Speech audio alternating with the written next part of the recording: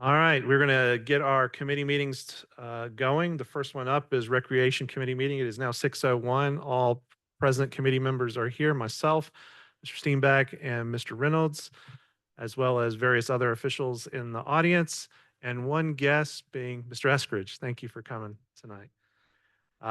For starters, we have public comment. Do we have any public comment here in the chambers or online? All right, hearing none, we have reading and approval of the minutes. The last time we met was back on May 6th. It is in your packet. What is the pleasure of the committee? Move for approval. I have a move for approval. Is there a second? Second. I have a second. Any discussion? All in favor for reading for the approval of the minutes, say aye. Aye. The ayes have it. We will now move on to reports from our Recreation Director, Mr. Bart Cumlander.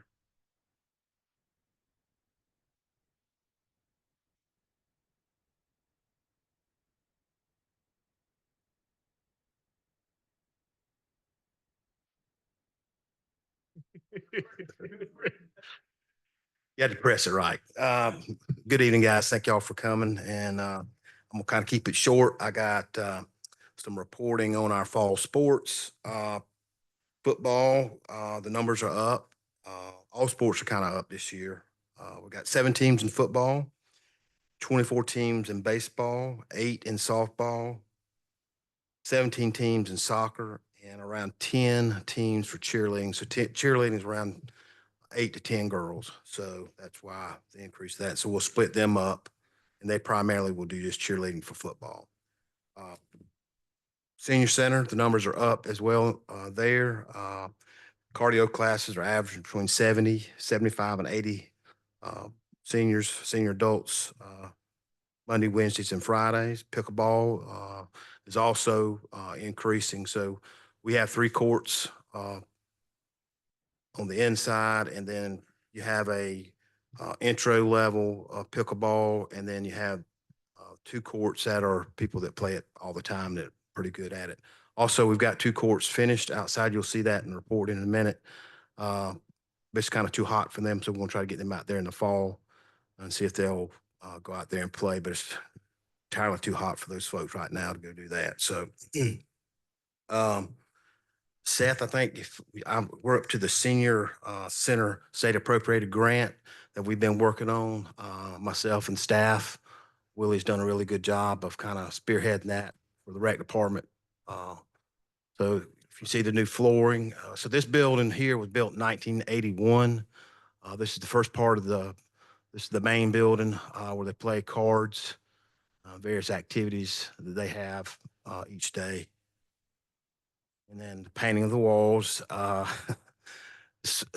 quick story about that. That is, we tried to take some of that wallpaper down. So back in the early 80s, wallpaper was the thing. And so we have painted over that, but it does not look like wallpaper. They've done a pretty good job of patching it up, and we painted it gray.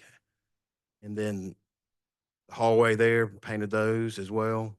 That used to be carpet where that flooring was too. And so we went with that flooring there just because of seniors tend to spill stuff kind of like kiddos. And so it was easier for us to clean up. So there's a new toilet. So the original toilets were there originally. So those are all new. Then the roofing, Matthews guys really handled the roofing for us. Did a good job with that. Had some bad boards on each building, and we found those, and so we stayed up on a cost on that as well.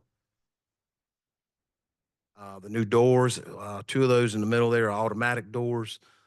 So, you know, if you walk up to it and it just comes open, it's very good. We'll have voting. A lot of people are in wheelchairs, and so it just opens automatically when they come down as well. Also, the doors in the interior there, we wanted to go with glass just to keep an eye on the seniors in case someone needed some help or whatever.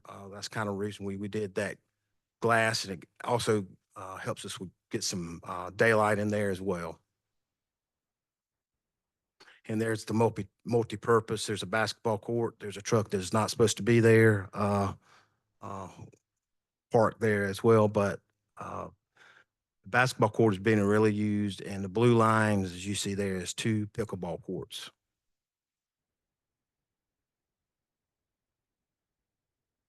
I think going to the PARD grant now. So this PARD grant, we had roughly, I believe, it's 49,000. We're with the Public Works Department, they put some trees up for us as well. We did not take any trees up. We actually added trees, and those are, I think we had 8 trees, I think, total planted. Matthew will correct me if I'm wrong, but I believe that's it. So, the paving around there, it's not really paved. It's, all we did is repainted it and added to the surface. We also, in that picture, you see a fence around the playground. We did that just for safety reasons, just because some of us parents get on the phone and we don't pay attention, and our kids may get outside the fence. And so we added that fencing as well for the safety, and it really makes the playground really stand out as well. And then there's the new picnic shelter. We did a kind of a small one, just so parents can have, or somewhere you can eat if you there at the park. And so got that constructed. It was a quick turnaround, and it's also handicapped accessible. Also, that picnic table is handicapped accessible as well. New park benches, we bought 2 or 3 of those, and they're around the trail as well.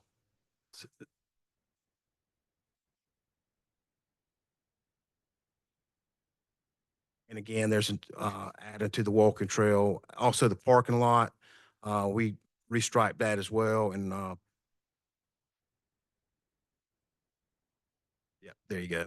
And so that kind of made it pop a little bit as well. It's really, I went by there today and it looks really nice. And there's a new sign. There was a blue sign there as well. We got that taken up, put that new sign there, and all that was up under the PARD grant, which we stayed under budget with that as well.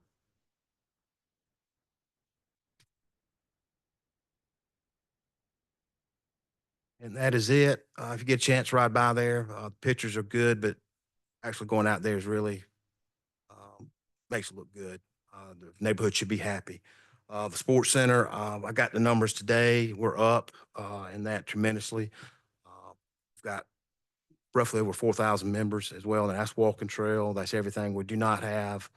That's paying folks that are paying to come to the sports center. So that's everybody.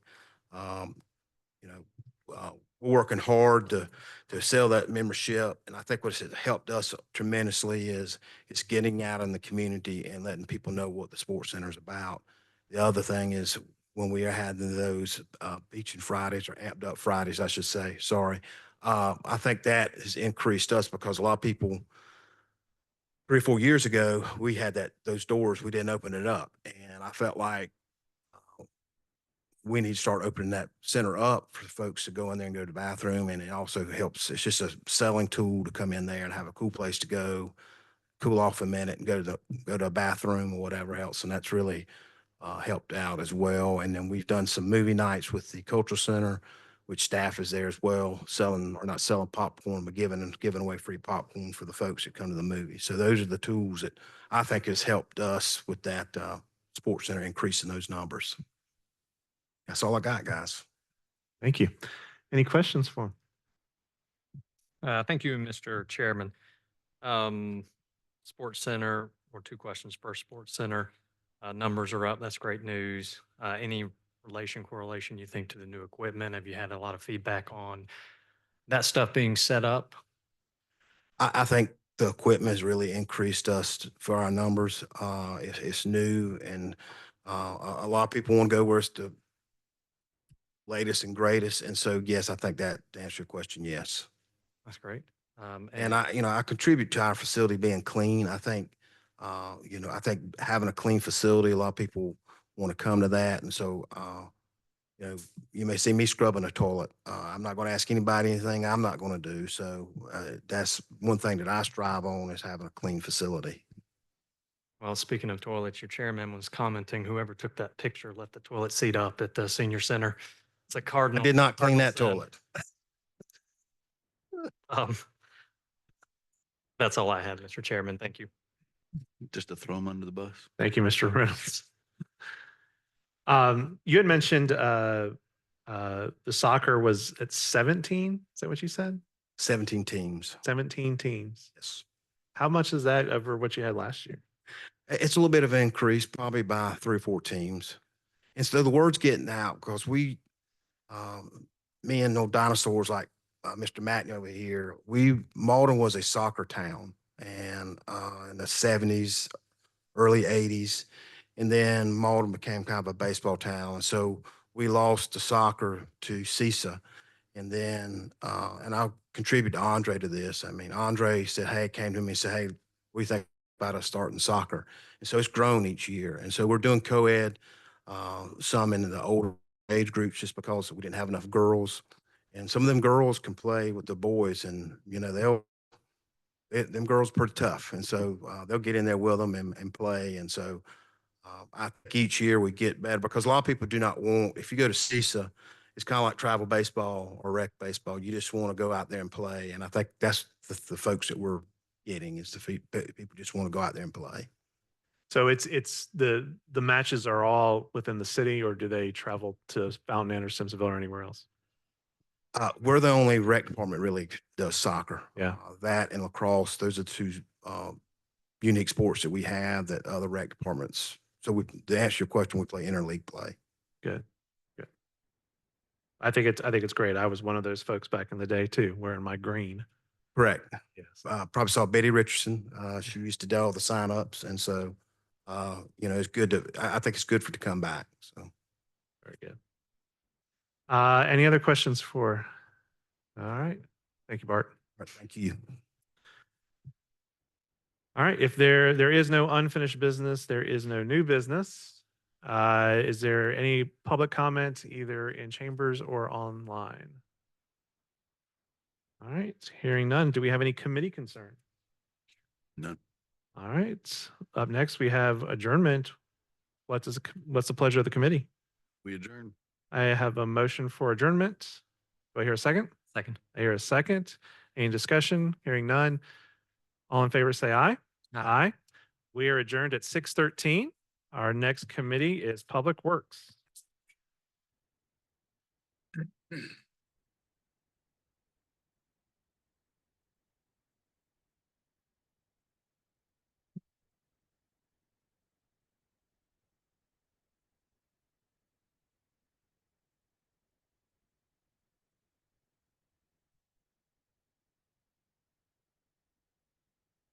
Really good number.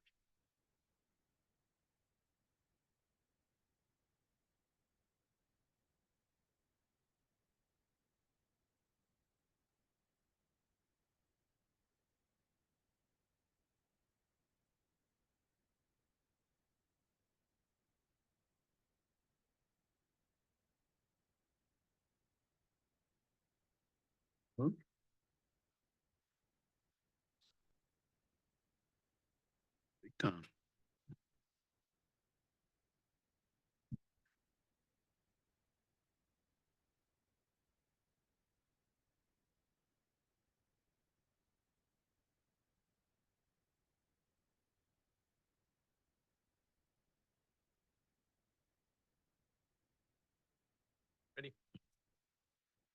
All right, call to order the Public Works Committee meeting for August 5th.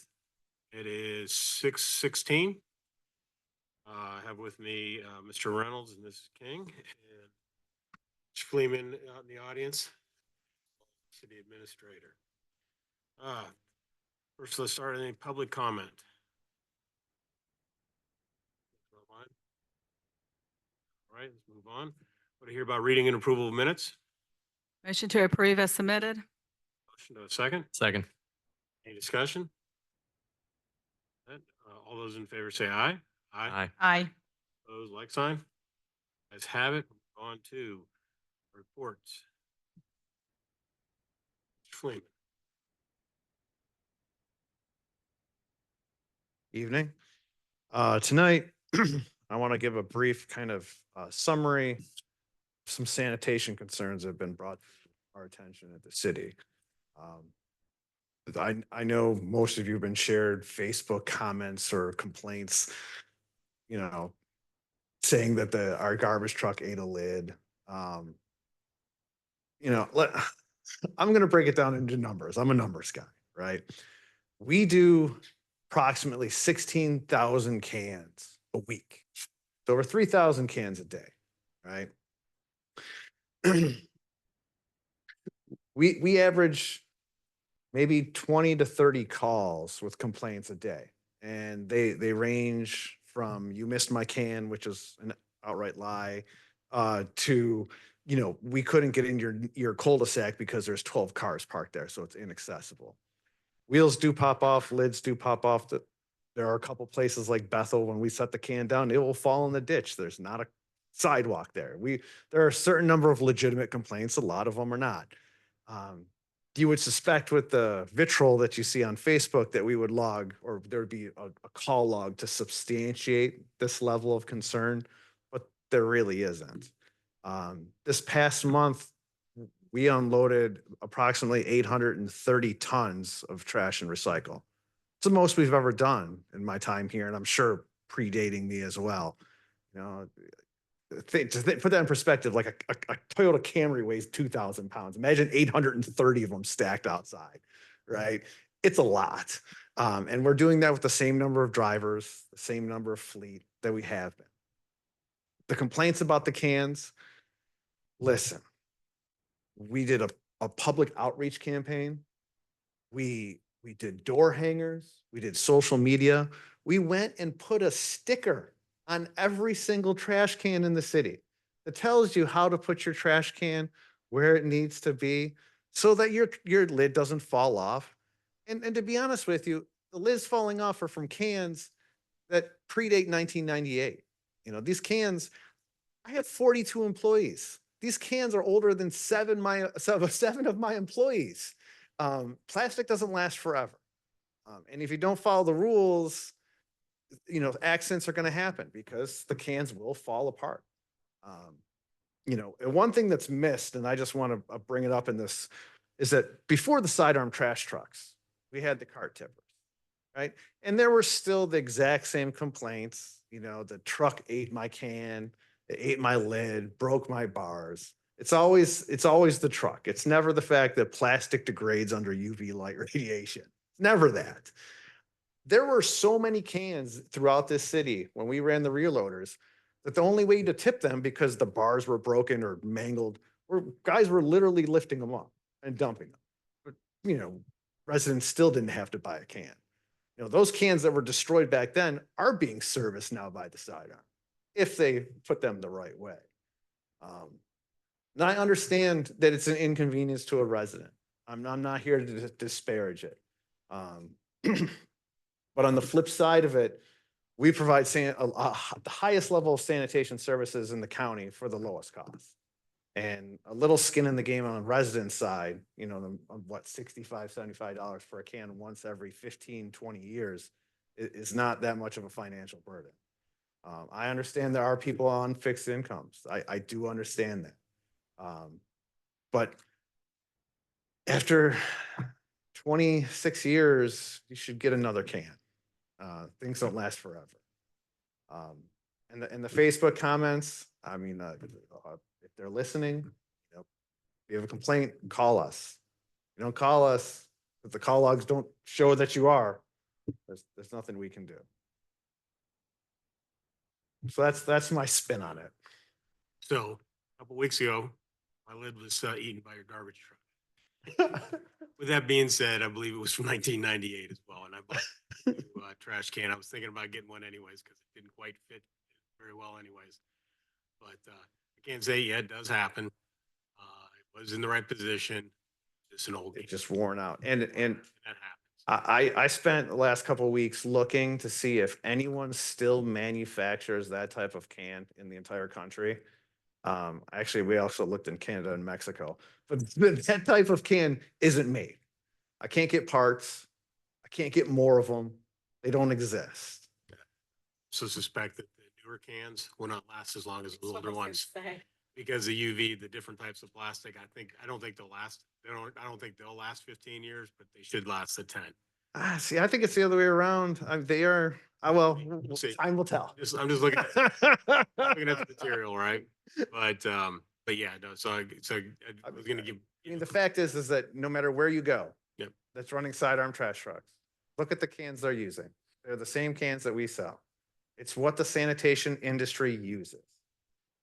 We have legacy cans that predate the current industry standard. There's, No, you have some that also don't even have, aren't on hinges. what's that? You have some that are not even on hinges. Yes, those actually predate 1998. Yes. And you cannot find anything. We can't even make parts fit those.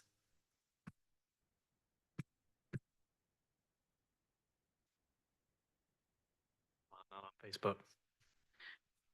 No, thank you for the data. I think it's important for us to reiterate and, those of us sitting here tonight know that we have the best PW department at the highest quality and little cost. And I just don't think that the residents realize that there's no additional fee.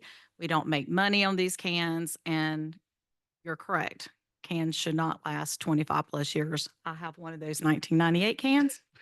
The lid's still on, the bar is a little bent, and like Mr. Kraling, we'll be getting a new can soon. But I mean, good grief, it's I think that's served us well. But another thing that for me is frustrating, and I think it's our jobs as council members as we get these complaints to remind folks that we did have this campaign. We did put the stickers out, and I was sharing with Mr. Fleeman before the meeting that every weekday I'm out on Monday mornings before it's daylight, and the number of cans that I see turned the wrong way just make me shake my head. And sometimes I'm guilty of turning those cans around the right way if I'm, not running behind it in a really super nice mood. But sometimes the trash will be turned right, but the recycling bin's turned the wrong way. So, we need to continue to educate our residents on, if you want your can to last a long time, you have to follow the rules and put the wheels in the right direction. So, I think we realize it's not your people 100% of the time. Do we make mistakes? Sure, everybody does. But I think everybody's working really, really hard to address those issues. So once again, thank your people for doing a good job. With that, you brought up a lot of good information, the tonnage, how many trash cans you do in a week, complaints. It might not be a bad idea to put something out on Facebook that says, by the way, this is what we do. These are how many homes we go to at this cost per household. Something up like that to basically say, to counter one person who lost, or two, count me, lost their lids, right? That the average, I don't know if you have this data, like the average age of a trash can in Mauldin there's something along those lines. It's 15 years, a little over 15. That was one of the questions the mayor posed. The Yeah. average age across the cans out there is 15. But putting a nice post out like that to say, here's all the good things, can help counter it does happen. Things do break. They do wear down. We are trying to keep our costs down. Also, we don't have inmates going through neighborhoods now. It's all, we do it pretty quick and pretty efficiently, better than anybody else. So it might be just a good idea, just throwing that out there. I think it's about time we revisit. It was in the fall last year when we did the last social media push. I agree. It's about time. We should do it at least annually. We can make sure that happens. It's also hard to argue with data. That's what I love about data is if you think about it, we have, 16,000 cans a week. That's like 3,300 cans a day. Let's just say that I had 30 complaints where I actually screwed up 30 times. I'm still performing at 99%.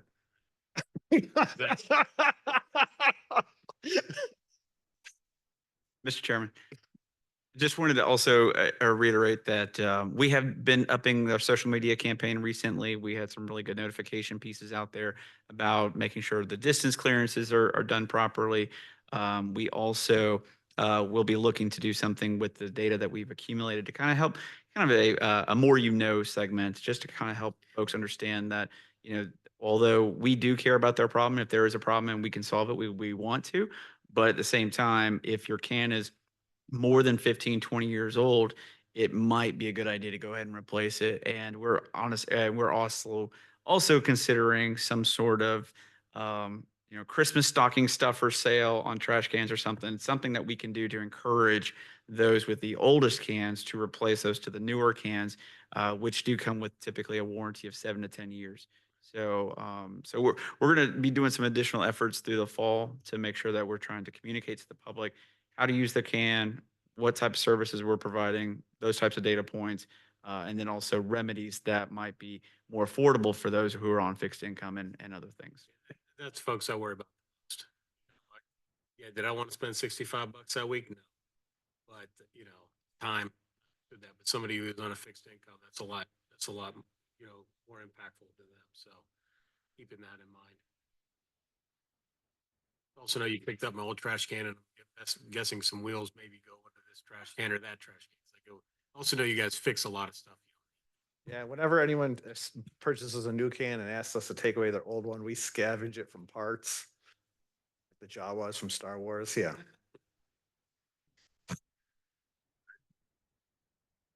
For Mr. Freeman.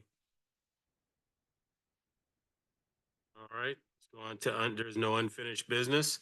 New business, sale of surplus equipment. Yes, so what I'm asking is for a committee to advance to council, a resolution authorizing the sale of old damaged equipment. As per our ordinance, the sale of old damaged equipment comes to the Public Works Department. Police and fire actually just police this time has the bulk of, police and recreation, excuse me, have the bulk of everything I'm selling here. The police have acquired a lot of new cars as part of their capital improvement. They're surplusing the ones that are no longer needed or just have aged out of usefulness. Public Works, where we have an old side-by-side from sewer, an old chipper that doesn't work, and the old sewer jetter that has parts have already been scavenged off it. And then we also have all of the sporting equipment from the sports center from when Mr. Cumlander acquired all the new stuff. And additionally, we have become kind of like a hoarding spot for all of the back seats of the Fords and Chargers. When we get them in, they come set up for residential. We have to convert them to police. And so we get to keep all the benches. So we really need to get rid of them. Don't need more couches there neither. Don't need them. So what I'm asking is a resolution so that we can go ahead and list this stuff on Gov Deals in the same manner that we've sold other things. All the revenue generated will go into general fund. Pretty straightforward. Do I hear a motion? Mr. Chairman, I'd like to make a motion to forward to full council with a recommendation of approval of the resolution authorizing the sale of old and damaged equipment by public auction with the proceeds going into general fund. Motion, do I have a second? Second. Second. Any discussion? And all those in favor say aye. Aye. Opposed, like sign. Guys have it. On to discussion utility ordinance. Yes, so what you have before you is some analysis findings and backgrounds in relating to sewer lateral connections as it relates to our ordinances and policies. Mhm. Historically, the city of Mauldin has always maintained that we own only the sewer mains and that the lateral connection from the house to the main is the responsibility of the resident. In Greenville County, REWA and Metro own services from the right of way to the main. Fountain Inn, Travelers Rest, Simpsonville, Mauldin, Greenville just own the main.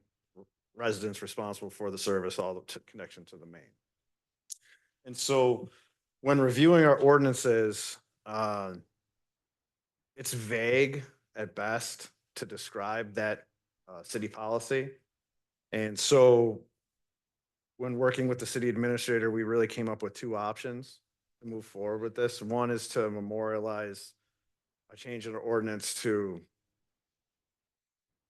basically enact an ordinance that mimics the policies that the city has been operating under for decades. And that is just to say that the lateral connection from the main to the house is the resident's responsibility. Option two would be to explore modifying our policies and ordinances to take ownership of laterals from the right-of-way, property line to the main. In this scenario, it does benefit the resident so that they're not having to rip up the road to renew a service, because obviously, Public Works is more apt or equipped to make these kinds of modifications and changes. It does take the burden of costs off of the resident and put it onto the city.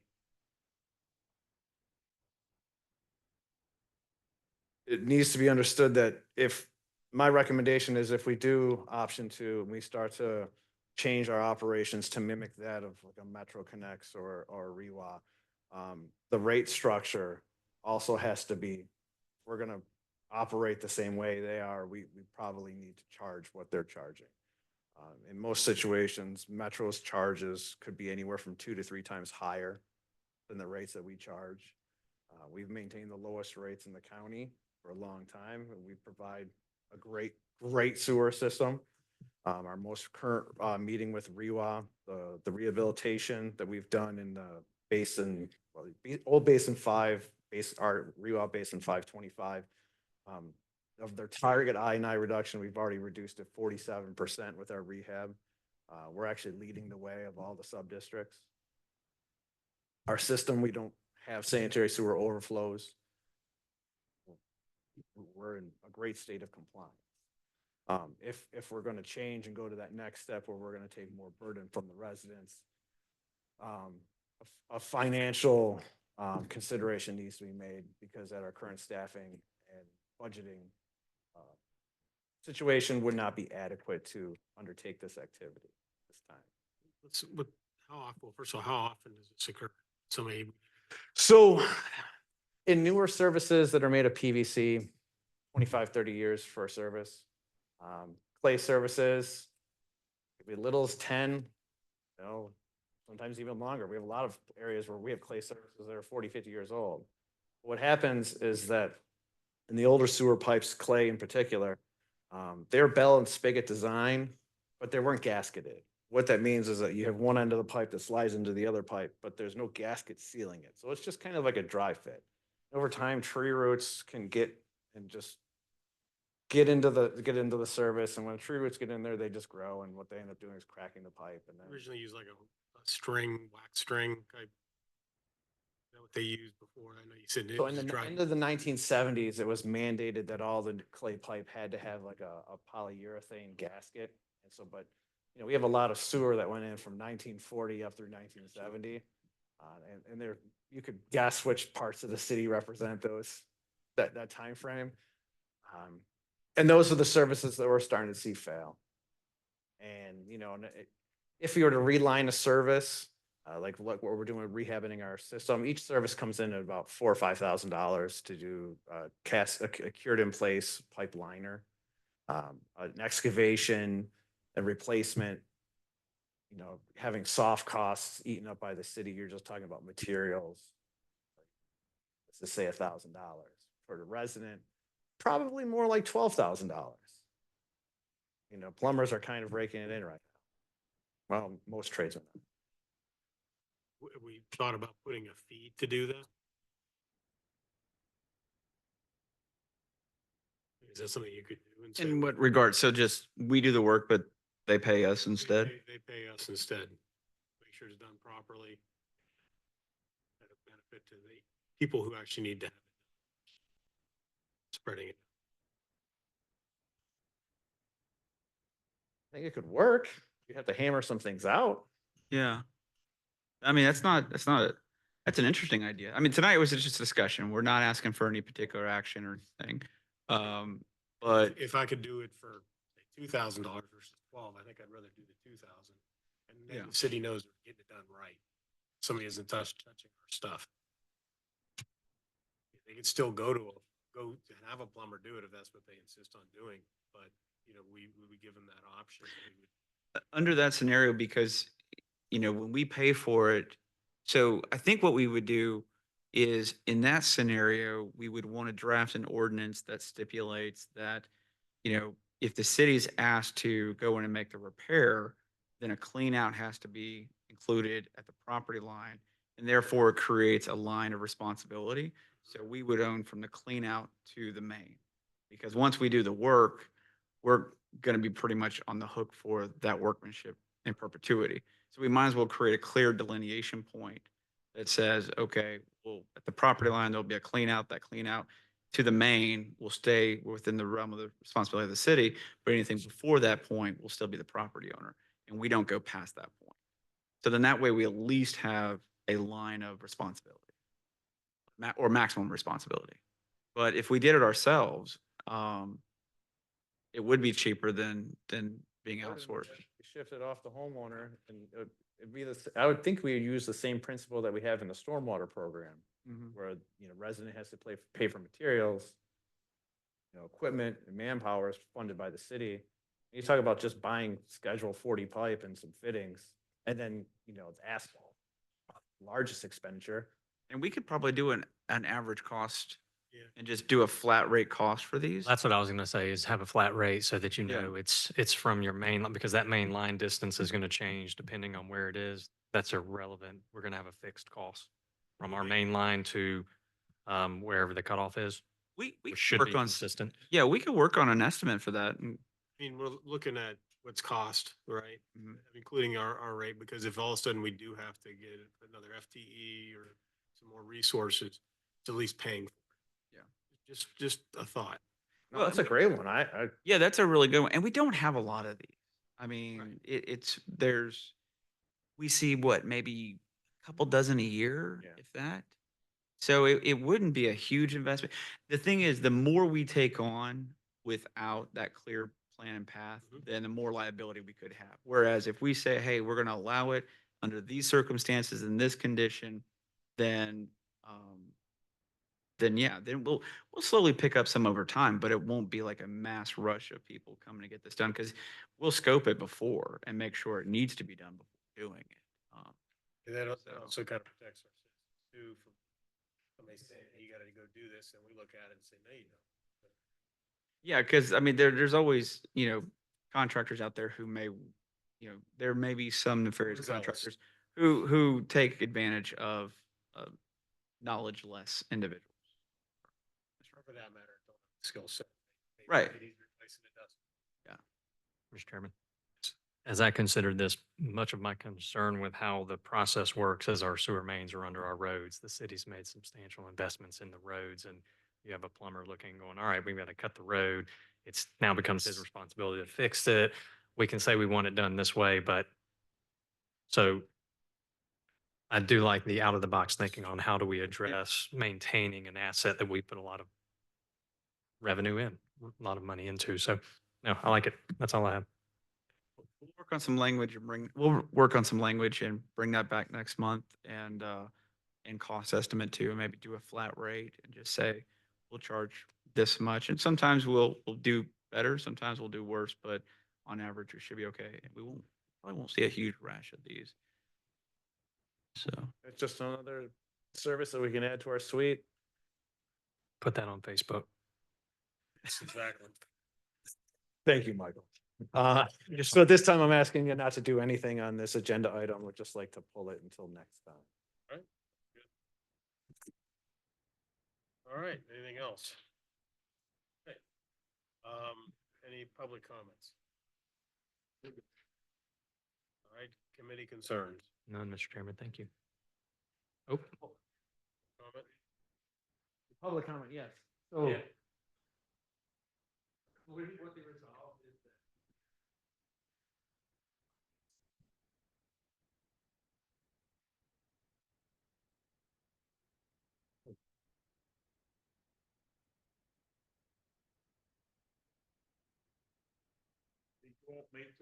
If you care to, just state your name. I spoke the last time and I told him, my name's Randy Eskridge. I live in Holly Springs, 211 Springvale Drive.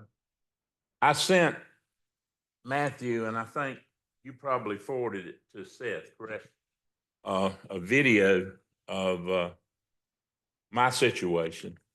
And Roto-Rooter came out and sent the camera down through, and literally it's about about 6 feet out under the street, almost halfway in the middle of the street. Am I correct? Okay. About 18 inches from the main where it hooks in. Is that terracotta? Is that what the clay pipe? It's disintegrated, and you can see it. It's, it's gone, and nothing lasts anymore. My house was built in 1973, I think, and I guess that's the trials and tribulations of being a homeowner. But my situation, I've talked with Matthew and Seth, and by the way, they've been very accommodating to me, and so I really appreciate the support I've gotten. In a quote from Roto-Rooter, they said 5,000 to 5,500. I don't know whether I ever sent you a copy of that. But my comment was, Seth nor Matthew want to dig up the street, nor Randy either. But it's got to be done. There's no other way. He's got the expertise, the equipment, and the city to do it, and to do it right. And I would be very accommodating to, split the difference or pay part of it or whatever. I know it's where it connects. I had a plumber tell me if it was on, was it Metro, that they would do it.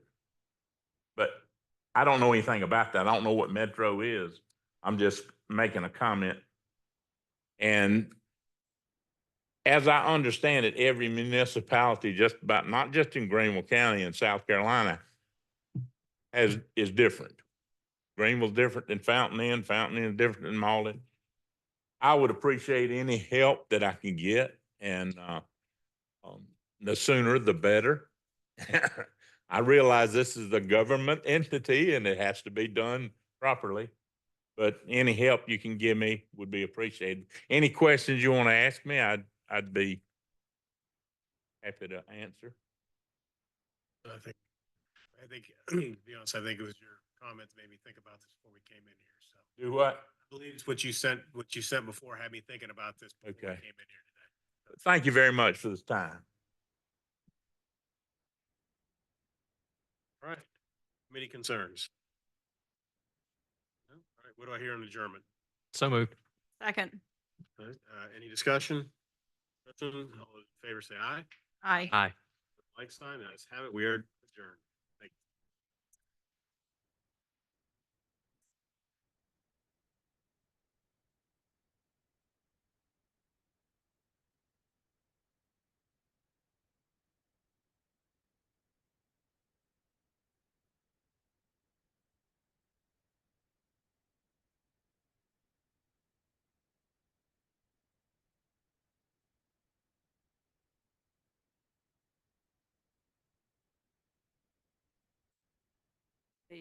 Must be economic development. Okay. On the way. All right, if everybody's ready, I'll call the third committee meeting of the night, Public Safety. It is 6:44 on August the 5th, my firstborn's 27th birthday. Just a little side note. Calling to order, myself as present, along with Mr. Kraling, Mr. Allgood, our fire chief, our police chief, and our administrative judge, as well as our city administrator. Moving on to public comment. I think our only public left the room. So do we have anything online? No, Jolene's here. She has no public comment though right now. All right, we'll move on to reading and approval of the minutes from June the 3rd. Make a motion to approve minutes as submitted. A motion, do I have a second? Second. Any corrections or discussion? Hearing none, all those in favor of approval of the minutes from June the 3rd, say aye. Aye. Aye, none opposed, motion carries unanimously. All right, first up for our reports would be Chief McCone. Thank you, Madam Chair, members of the committee. So we'll give you a few updates on the fire department status. As of July, we've ran 3,100 calls so far. If we stay on that projection, it's going to be over 6,000. We was just shy of 5,000 last year. We also sent out a survey. We was talking about in January when we went to 4896. We sent that survey out. So we're waiting on getting all that data back in. We sent it out by Survey Monkey. And I think they sent it out on the 2nd within 8 hours. They already had 23 people that's replied to it. So I'm gonna get all most I can, but still 22 people is for and 1 against so far. So that's a good thing. Sir. And also, we are 2 QRVs are in, and we was heading down to Santee to pick those up Wednesday, but we're gonna hold off on that due to Debbie coming in with all the water and all that. So other than that, that's all I have for updates. Any questions for Chief McCone? Yes, sir, Mr. Allgood. You mentioned that we're outpacing by 1,000 potentially by the end of the year. What is the leading cause? Do you have an idea? 68 to 69% of that's medical costs. That's where they're at. That's where they're at. Lift assist is that a lot of that. So is it just an aging demographic in the city of Mauldin? That's correct. Thank you. Thank you. Thank you, Mr. Allgood. All right, thank you, Chief. Thank you. Next up, we have our administrative judge and clerk of court, Ms. Dorado. Madam Chair, members of the board, just a quick update, not too much going on in judicial. With the new fiscal year, we have had some state compliant deadlines that we've had to hit also. So I've confirmed that all our city appointed judges are compliant with the SE bar and their required credits to stay current in good standing with court administration. We've also completed and submitted our annual judicial survey to court administration. That's basically court administration's way of making sure that we're moving our cases along, that we're not holding them, how our expenditures and our department size are related to our caseload and number of population and all that. Lieutenant Osborne has gotten all the security and surveillance cameras hooked up into judicial, so now we're able to see it. We're able to change all the different cameras to, depending like on court days, we're able to see inside the courtroom from inside. So just give us a little bit of better idea of who's coming in through the different hallways and the doors. And like I said last time, all committee and council members are welcome to come into judicial to kind of see the upgrades and changes that we're making at the time. And we're still working on some more slowly, but we're getting All of your new furniture, is it in or are you still waiting? all the new front furniture is in. Yay. We're still waiting for some pieces. Some of the pieces needed to be repaired and stuff. So the company is sending new, but yeah, for the most part, it's all. All right, great. Any questions? Thank you. All right, thank you. Appreciate it. Chief Miller. Okay, Mr. Grayling, Mr. Allgood. First, I'd like to start off with, for the year 2023, which was between July 23rd and June 24th, the department received a bronze level target 0 for DUIs from DPS, or Department of Public Safety. The department has 75 DUIs in that amount of time. And I'd also like to highlight Corporal O'Vera and Patrolman Zach Neal for leading the department in DUIs. The traffic safety team started their duties on July 30th. They'll be out in force this coming Thursday in the school zones and continue that throughout the year and monitor it. As a matter of fact, we had a lady call in that pulled over by Officer Mayfield, and she was just to let us know that he was very courteous, empathetic, and when he pulled her over. During this time, they've been doing a lot of traffic stops to prevent accidents, and during this time, since July 30th, they've got 2 DUIs during the daylight hours. The people on the traffic team is led by Sergeant McLean, and it's manned by Patrolman Ari Moser, Patrolman Zach Neal, Patrolman Brian Mayfield. All of our vehicles are in from last year that council let us get, and they're at Unique and Spartanburg getting upfitted, so they should be hitting the road pretty soon. National Night Out will be, tomorrow. Yes, I wrote Wednesday, the 6th. Yeah, it'll be tomorrow. If it's rained out, the alternate day will be October the 1st. So come out and enjoy the entertainment, hot dogs with chili, games, activities, K-9 demos. We're gonna have bounce houses for kids and all kinds of fun activities. Green Charter High School was filed for paperwork for an SRO grant through the state. It looks like it will be approved. We should know something on August 15th, and then is completely funded by the state, so we'd probably get another officer to work that school. Everybody's invited Wednesday. That's where I got Wednesday from. Wednesday at 7 o'clock here in the court, or Wednesday the 7th at 5 p.m. in the courtroom here. We're going to be having a penance ceremony for the 2 lieutenants and 4 sergeants that were recently promoted. We're going to be, we've already been working on a Citizens Police Academy. We'll be starting that in November. And also, I'd like to recognize Detective Jenna Wilson for solving a 4-year-old homicide case from Moore Street. Since she was assigned the case, she didn't leave any stone unturned and got a confession. So, any questions? PD's been a little busy. Yeah. Mr. Allgood.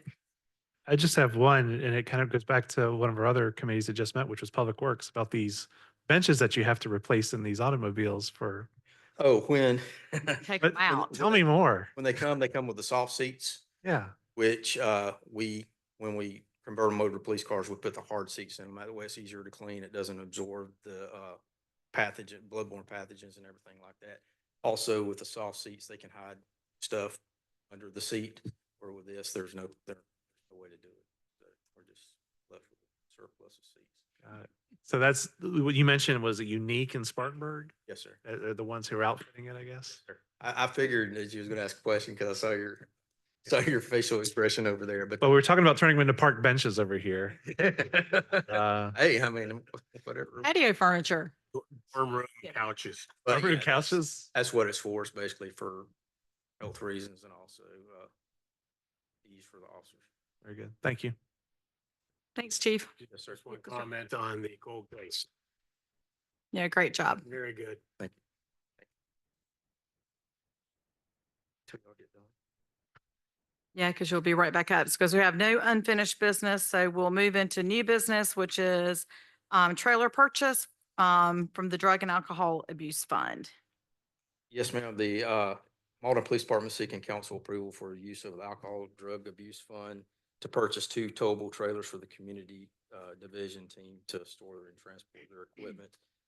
The Alcohol and Drug Abuse Fund is not funded by the city. It's funded by the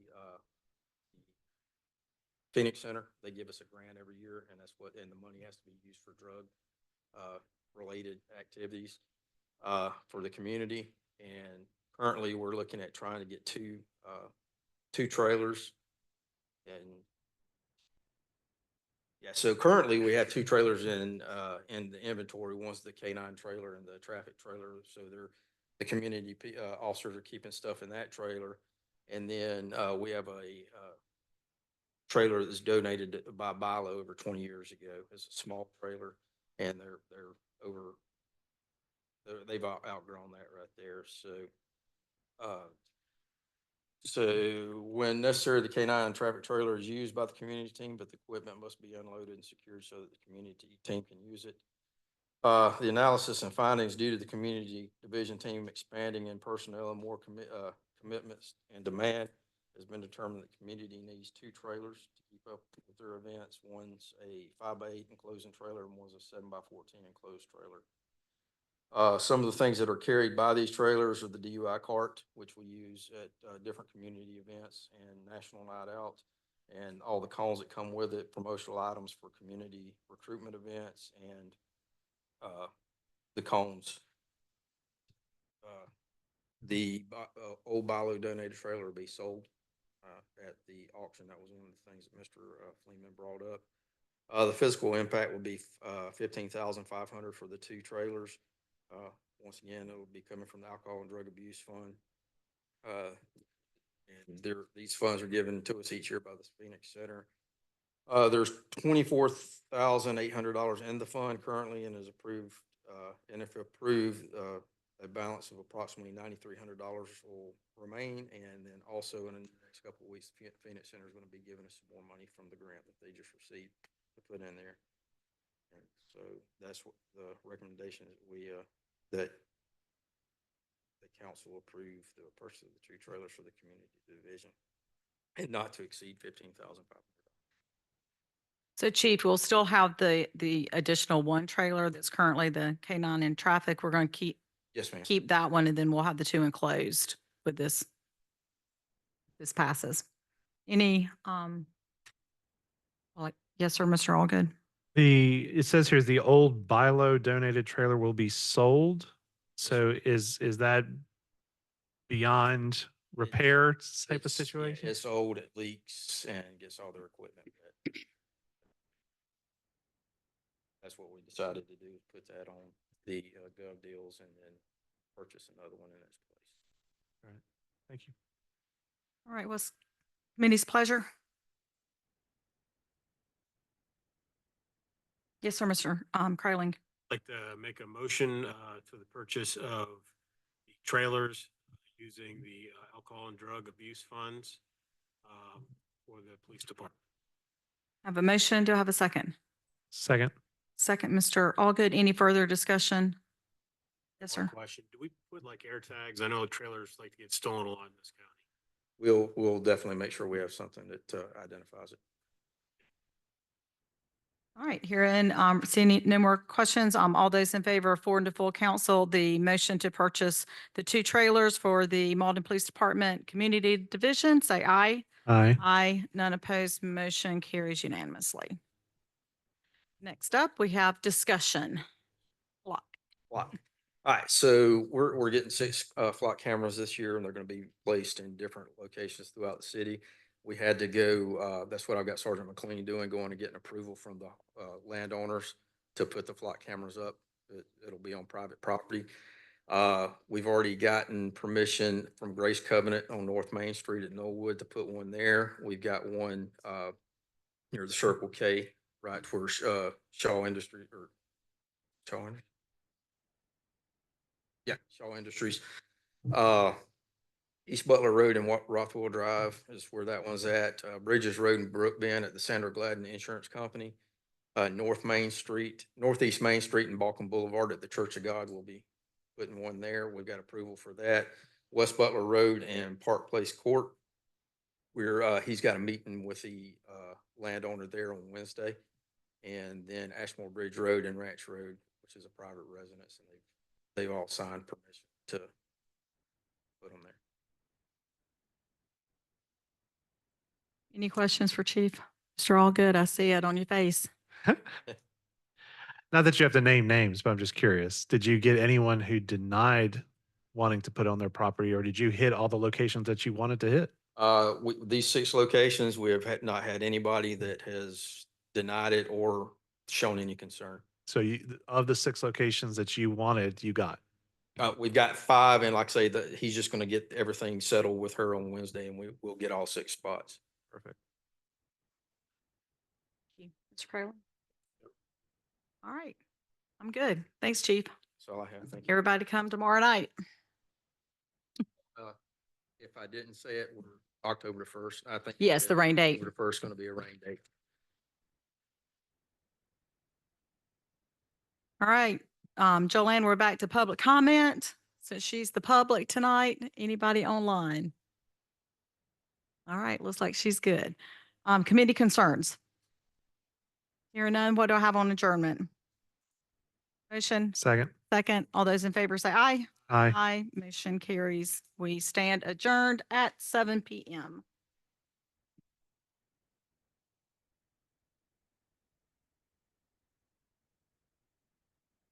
Mr. Matney?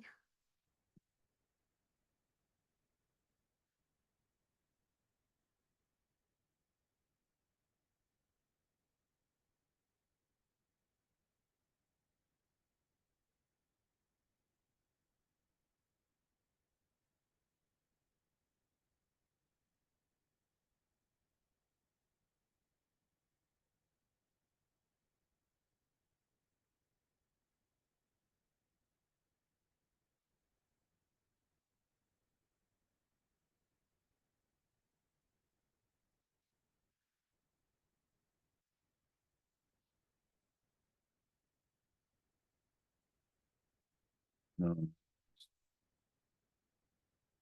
He's left the building.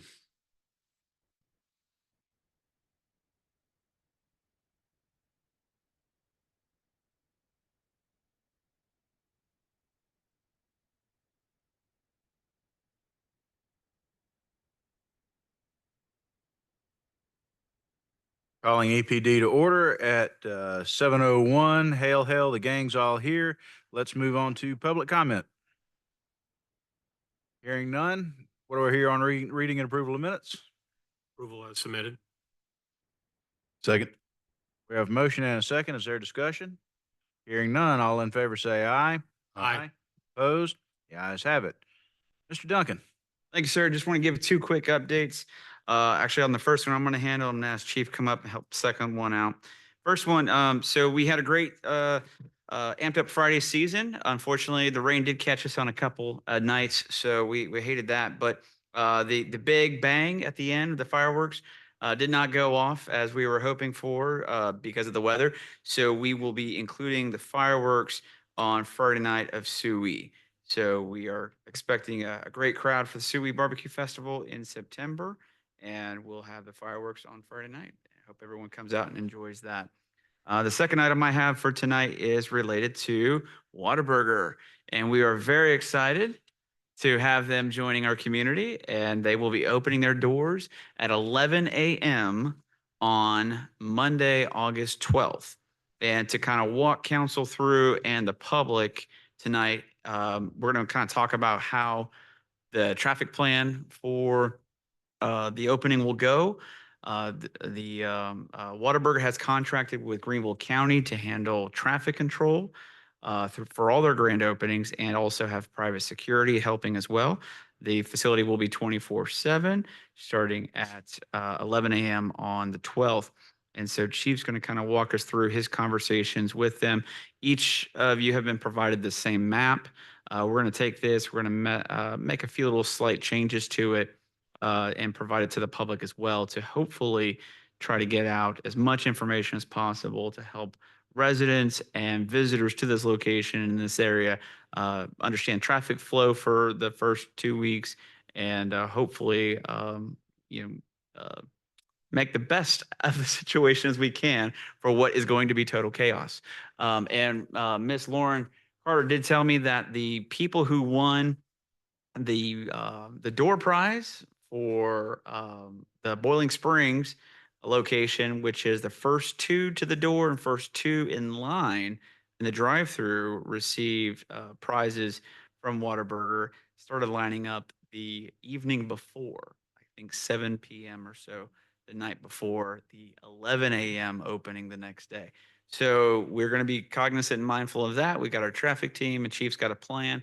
We are communicating with them, and council is also going to be invited to a sneak peek this Friday. So we'll get you information about that as well. They will be having door prizes for the first 200 people who come through the store on the 12th.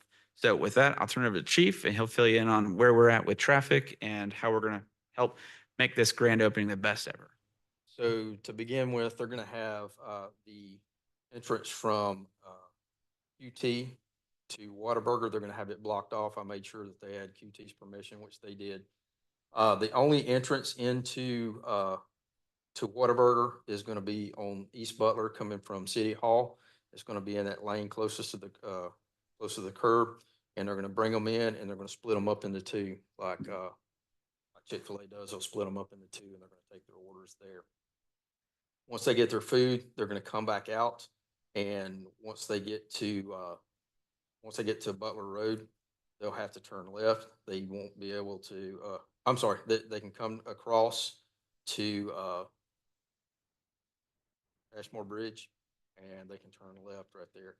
They're going to have DOT out there or to recalibrate the lights to make them last longer during this time. Once again, it's like I said, they got private security out there doing the traffic. Now coming in, like I say, at that right turn is the only one coming from West Butler from Conistea side, West Butler from Conistea side. They won't be able to turn left. They're going to have to go down and turn. And also coming from Ashmore Bridge Road, they won't be able to go straight across into into the Whataburger, they'll have to make a right and then go down and turn around. But like I said, they're gonna keep, it's gonna be like the Chick-fil-A. They're gonna have people out there taking their orders until, they said it might take 2 or 3 weeks. But like I say, it's gonna be chaos. I've been out there 3 times a day. They're out there training people right now to run the registers. But like I say, I've been out there 3 times just to make sure everything was nailed down. Coming off Ashmore Bridge Road, like I say, they can take a left or a right. They just can't come straight. Any questions? Randy? God love you, Chief. Yeah, it's a nightmare. So, but they did contract with Greenville County because Greenville County did their other 2 openings in the county. So I told her next time if they need anything, we'd be willing to assist. Any questions for Chief? All right, Mr. Duncan. That's my update, sir. Thank you. All right. We have no unfinished business, no new business. We're going to open it back up for public comment. Is there any? Hearing none, committee concerns? Hearing none, that leaves us with one more piece of business. Move we adjourn. We have a motion. Second. Is there a second? There is. Is there discussion? Hearing none, all in favor say aye. Aye. Opposed? The ayes have it, and we are adjourned at 7:07.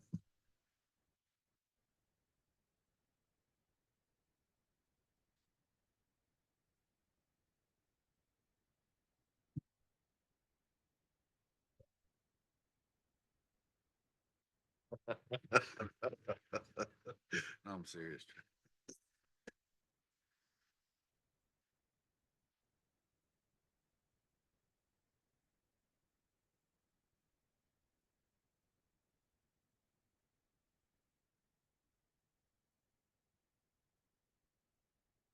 Right. You guys ready? All right, I'm going to go ahead and call this Finance and Policy Committee meeting to order. The time is 7:08, Monday, the 5th of August. Members present are myself, Michael Reynolds, Ms. Carol King, and Mr. Taft Matney. We have various audience members, distinguished guests, as well as our city administrator, Mr. Seth Duncan, Ms. Holly Abercrombie, our finance director, as well as Mr. Mark Putnam, our HR director. First up to call to order. Second item is going to be public comment. Hearing and seeing none, we're going to move on to the reading and approval of minutes. What do I hear on the minutes dated July 1, 2024? Move for approval. I have a motion for approval. Do I have a second? Second. I have a motion and a second. Any discussion, additions, or changes? Hearing and seeing none, all those in favor say aye. Aye. Aye. Ayes have it, carries unanimous. Next item is going to be reports and communications from city officers. Mr. Seth Duncan, you're up first. Thank you, Mr. Chairman. Just want to give 2 quick updates. One, we received all of the funding that SEDOT was giving us in exchange for the right-of-way and easements on East Butler for Build a Better Butler for those that we've already approved. So that total is $240,605. That fund will be used to make the cure request that we're required to do as part of the Building a Better Butler.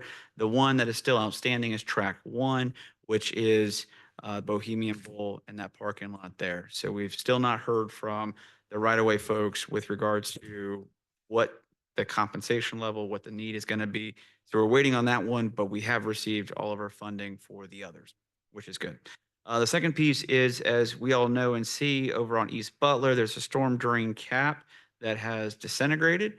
And so we have been working with DOT for months and months. And I just got word today, late this afternoon, that it should be repaired in the next few weeks. So depending on the hurricane and what impact it is on the south side of the state, they may have to move their work crews down there. But once they get back, that is on their priority list. So they will be addressing that collapse of their storm drain system over there. So once that's done, I'll keep council posted. I'll send you pictures. And that's my report. Very good. Any questions for Mr. Duncan? Mr. Matney? Not a question, just a comment. Mr. Duncan, I hope that DOT understands that, not only did that storm drain collapse, or that storm drain cap collapse, but that also presents a danger for pedestrians. And with school getting ready to go back into session on Thursday, people are going to be using that sidewalk going to and from the high school, and it needs to be on there tippy top of the priority list because we don't need to have our students hurt because of their inaction. Yes, sir. Thank you. Thank you, Ms. Patney. Any other questions, comments? Hearing and seeing none, we're pretty early in the fiscal year, but Ms. Abercrombie, our financial director. Good evening. Yes, so we are early in the fiscal year. There's not really much to report right now on that. However, there was a year end and, we are still working on, there's still some, revenues and expenditures being accrued. Not much, but a little bit. And I have completed the, memo. Seth and I have some fine tuning to do on it, and we will be getting it to you shortly. But across the board, we had a really good year in all funds. General fund, we're looking at probably 3 million, a little more. So really, really, really good year. And we are just currently getting ready for our audit. So we can have that memo that I'm gonna give you finalized and everything. But that's all I've got, unless you have any questions. Just one comment. I mean, I presume we had a good year from a fund standpoint. We had a great year from an expenditure standpoint as well. So as that memo comes out, we'll all be anxious to see how we ended up in totality. Any questions, comments, or concerns from committee? Hearing and seeing none. Thank you, Ms. Abercrombie. Next up is going to be Mr. Mark Putnam.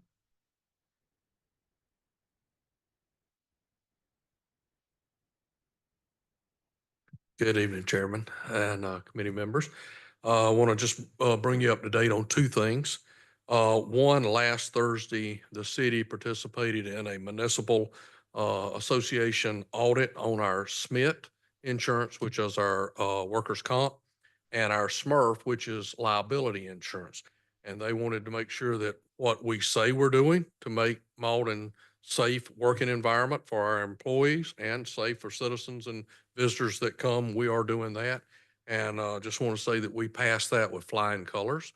And I want to thank Chief McCone from the fire department and Matt from Public Works. They gave us a lot of information on a lot of our operating procedures that really helped us pass that audit. I want to pass that along. And then I want to talk about renewal for our health benefits for the 2025 year. And it's done. We have a 4.3% increase, and I want to let everybody know that that has nothing to do with our claims. Our claims were fantastic so far this year. It has everything to do with inflation. That the gap insurance sees that it's going to be anywhere from a 6 to a 10% increase in what they're going to see in medical bills. So they gave us a 4.3. And thanks to Miss Abercrombie's extraordinary budgeting skills, that is under what we had budgeted. So there we are. And we have got it where no employee, even if they have dependents, will pay anything extra. And for us, that is the second year in 3 years that we have held the line. And I think that's a tribute to our employees and them keeping the health down and helping with the claims and everything. So. Absolutely. Questions? No, that's big news. 4.3% is not a lot as compared to inflation. Yes. So, no, thank you for that. Thank you for being prepared for it. That's all great news. And I would also back that up to say, yeah, I'm trying to hold the line with employees is something this council would always try to push and protect, and appreciate you going into it with that mindset as well. All right, no other questions, comments, concerns? Moving on, thank you, Mr. Putnam. You might as well stay right there. Unfinished business. First one up is a resolution for the employee policy manual. We had a little bit on this on last meeting. We had a workshop where we had several council members present to talk about some of the changes we've talked about. This morphed from the beginning of the year into a larger document than probably we initially anticipated, but I think it's a more complete document for both our employees as well as our managers and this council and the city as a whole. So I'll let you take off with where you're at, Mr. Putnam, and then we'll have you. We appreciate the opportunity to have the workshop. We incorporated the ideas and the suggestions that we had into the draft that you see. And this draft has been vetted through our labor attorney, and everything is fine there. So we feel very strongly that this is a solid employee handbook. Good. Okay. What do I hear from my committee on this? Mr. Chair, I'll make the motion to forward to full council recommendation to approve the resolution adopting the employee policy manual, which has been updated. Thank you, Ms. King. I have a motion to forward to full council with a recommendation of approval. Do I have a second? I'll second it. I have a motion and a second. Do we want to discuss any items in the employee policy manual before forwarding to full council? Thank you, Ms. King. Surprise. No, this is real quick. Just wanted to thank everybody for the workshop that we had, that we could sit down and discuss this amongst ourselves. I think it was very beneficial for all. So thank you, Mr. Putnam, for joining us and kind of facilitating that and getting to a really good policy that's been updated that hopefully will carry us through for several years. Thank you, Mr. Chair. Thank you, Ms. King. An employee policy manual can seem mundane, but to what I was saying earlier, it's an asset to the employees to make sure we're not only doing our job, but they know what the expectation is coming into the city of Mauldin, and it's beneficial for everybody, managers included. So, yeah, I agree, Ms. King. All right, I have a motion and a second to forward to full council with a recommendation of approval. All those in favor say aye. Aye. Aye. All those opposed? All right, carries unanimous. Forward to full council with a recommendation of approval. Thank you, Mr. Putnam, for your hard work on that item. Next item is going to be new business, ordinance 1043, franchise agreement with Ripple Fiber. Mr. Duncan, would you like to take this? Yes, sir. So tonight, council's being asked, or the committee's being asked to recommend to council an ordinance establishing a franchise agreement to authorize a non-exclusive master license agreement for fiber networks to Ripple Fiber. So Ripple Fiber, as you may recall, recently came to council talking about how they are deploying Ripple Fiber, which is a fiber-based internet service provider in Simpsonville and around the area between the city of Simpsonville and the city of Mauldin. And they were interested in connecting and approaching one neighborhood off of Holland Road, which would be the Carriage Run neighborhood. The subdivision does have an HOA, and Ripple would need their permission prior to installation, as the roads in the neighborhood are all private. Though no public right-of-way will be accessed, Ripple still needs a master agreement approved by City Council in order to operate in the city. At this time, this is the only location Ripple Fiber is interested in, but could be interested in the city's growth corridors, Ashmore Bridge Road and the like. The company has told staff that their primary business focus is in the areas that are not built out with 2 or 3 providers, but rather underserved areas and areas without competition. This area of the city is only served by a single provider, which is Spectrum. The financial impact is under this agreement, they would pay a franchise fee of $1,000 a year to the city, which is in line with our other franchise fees. And that while staff recommends council consider approval of the ordinance, I do want to note that should Ripple desire to roll out their product to other parts of the city, that additional permission would not come back before council. So although their intent is to only target one neighborhood, this is a master agreement that covers their access citywide. So just wanted to make a special note of that as we're considering this. Questions, comments, concerns? Motions? Go ahead and move forward to full council. I have a motion to forward to full council. Second. I have a motion and a second forward to full council. Any discussion? Thank you, Mr. Matney. Thank you, Mr. Chair. Mr. Duncan, I do have some concerns. I mean, number one, it's not up to us to pick winners and losers. So you know, I'm generally in favor of an agreement, but when we're told this is what our current intentions are, they're not bound by that. They, as you pointed out, they can go anywhere in the city, aside from the underserved areas, aside from where there's no competition. aside from where there's only one other competitor. We're giving them blanket opportunity to do that.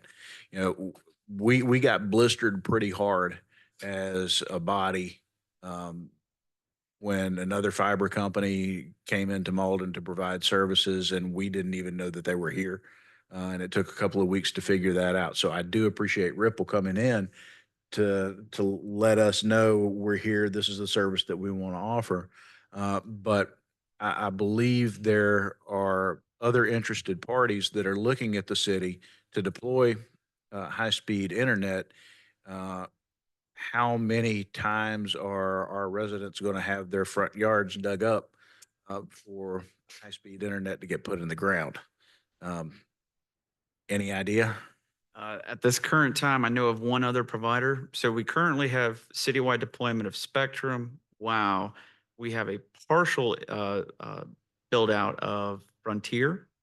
They are over in the Holly Ridge area, or pretty much kind of the lower right-hand corner, everything south of East Butler and to the east of 27, or excuse me, of 276 or 417 really. And so we have that one. We have a few other little micro providers that are running lines through the city.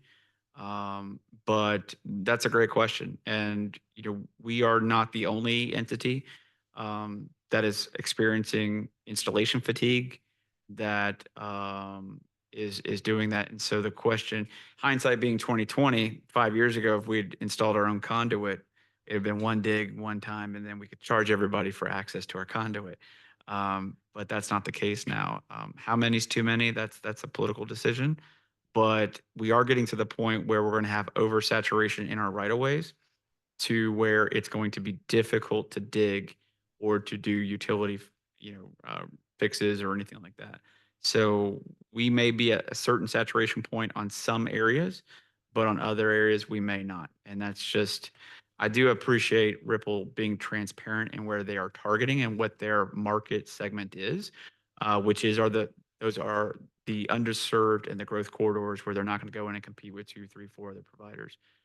So to answer the question is, there is that tipping point. Are we there? I don't know, but we're getting pretty close.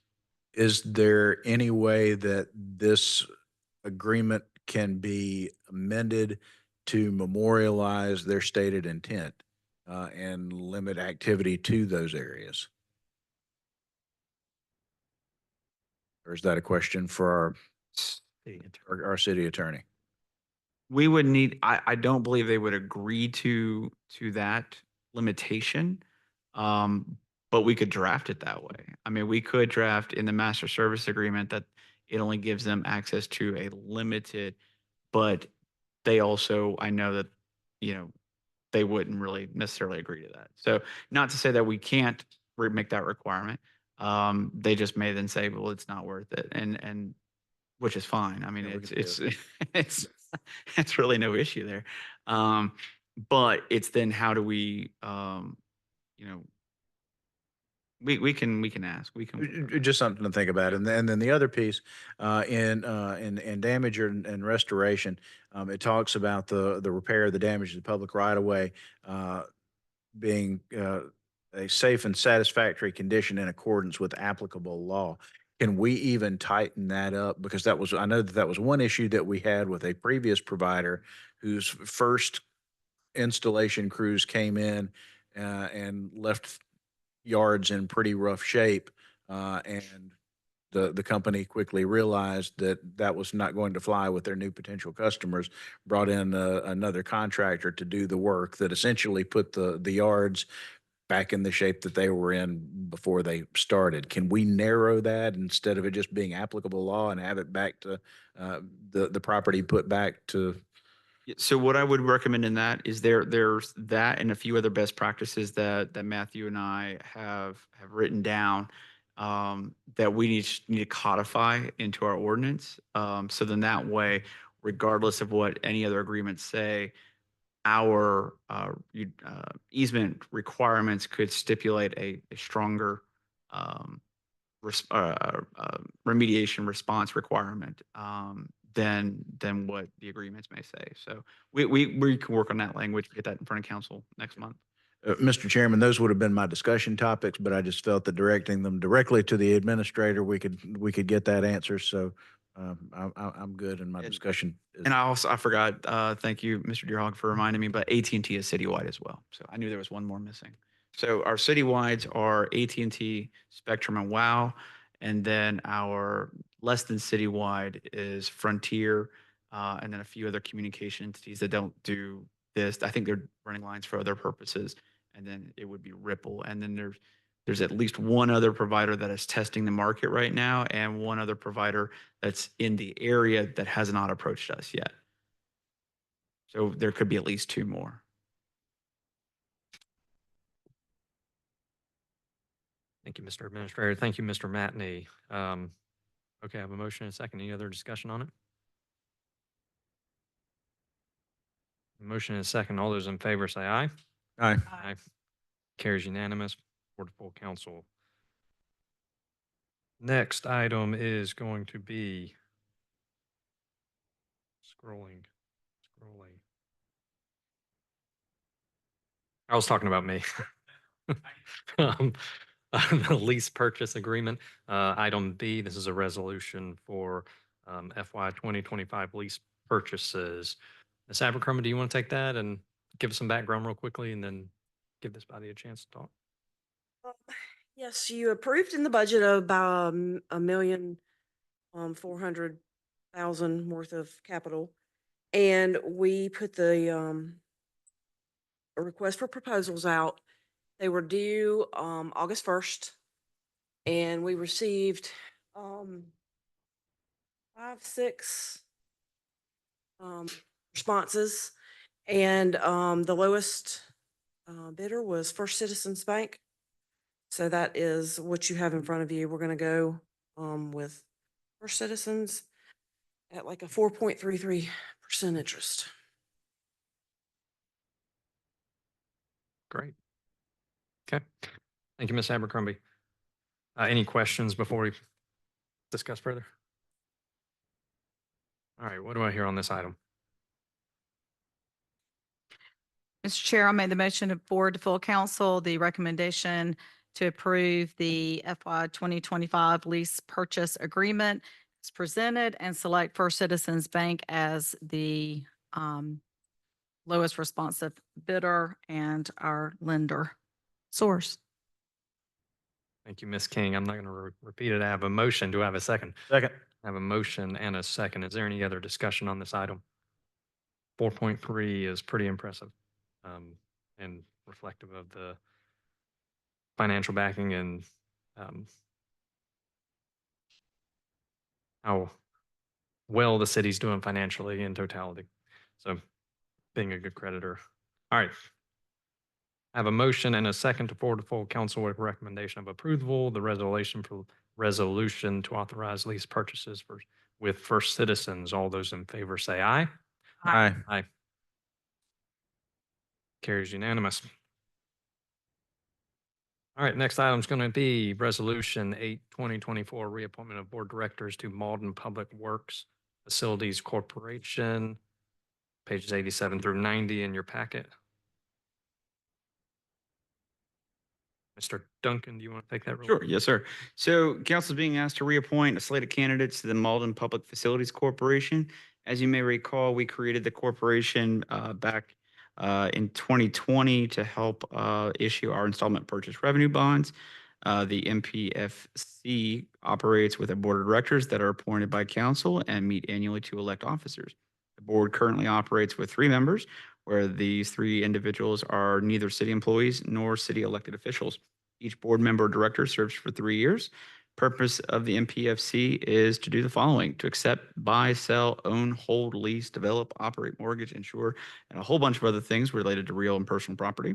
To engage in any and all lawful activity necessary to the foregoing purposes, except where limited, and to do other acts or things incidental to or connected with the foregoing purposes. So council previously appointed the following individuals to serve on this board: Diana Gracely, Rodney Neely, and Christina Ortiz. Staff has confirmed with each of the above named individuals that they wish to continue serving in their capacity as board members of the Mauldin Public Facilities Corporation. And so therefore, staff recommends to council to reappoint the three aforementioned candidates for another 3-year term. Thank you. What do I hear? Mr. Chairman, I move that we forward to full council with a recommendation of approval of resolution to reappoint the Board of Directors to the Mauldin Public Facilities Corporation.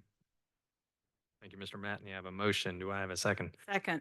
I have a motion and a second. Any other discussion? We have our 3 victims. Let's forward them on to full council. Thank you. All those in favor say aye. Aye. Carries unanimous. Forward to full council with a recommendation of approval. Next item going to be approval of financial advisory services agreement. This is page 91 in your packet. Ms. Abercrombie or Mr. Duncan? Thank you. Okay. Council is being asked to authorize the city administrator to sign and engage First Round Advisors to serve as the city's financial advisor. In June, staff issued a request for qualifications to solicit responses from qualified independent registered municipal financial advisory firms to serve as the city's financial advisor. The city received 3 responses from PFM Financial Advisors, First Tryon, and Stifel.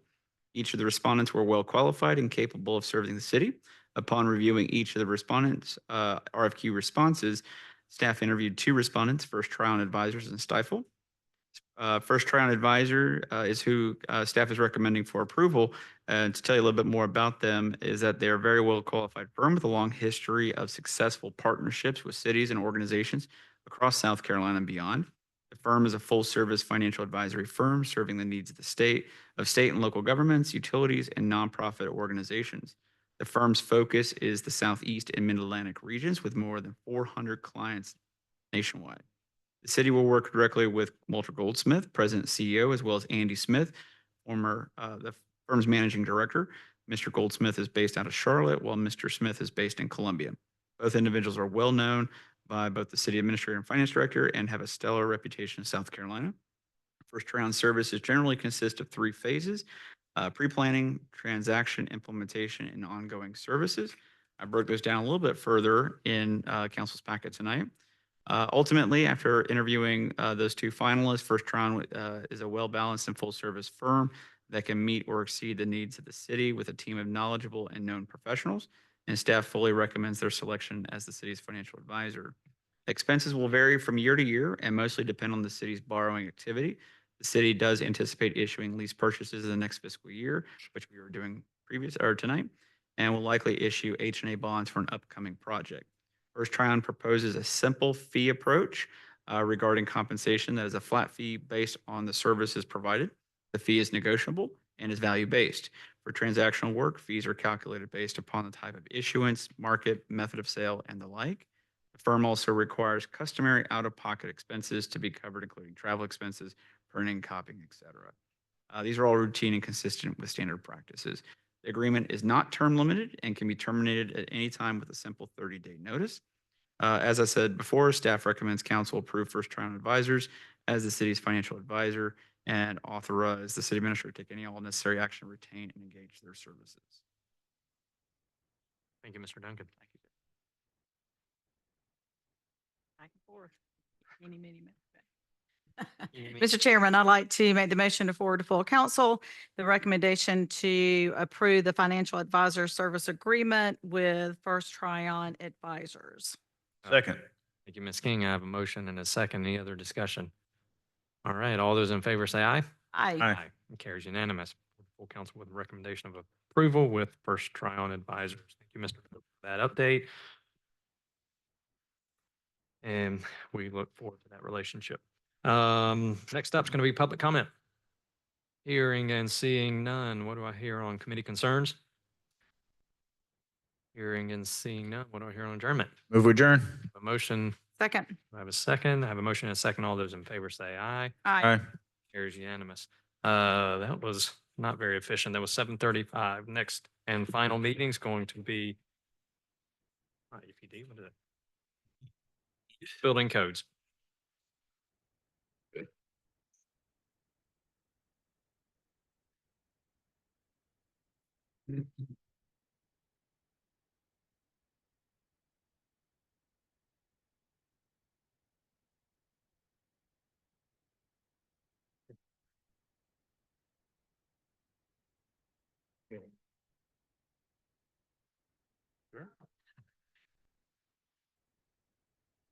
All right, I will go ahead and call to order our final committee meeting tonight, 7:36 PM.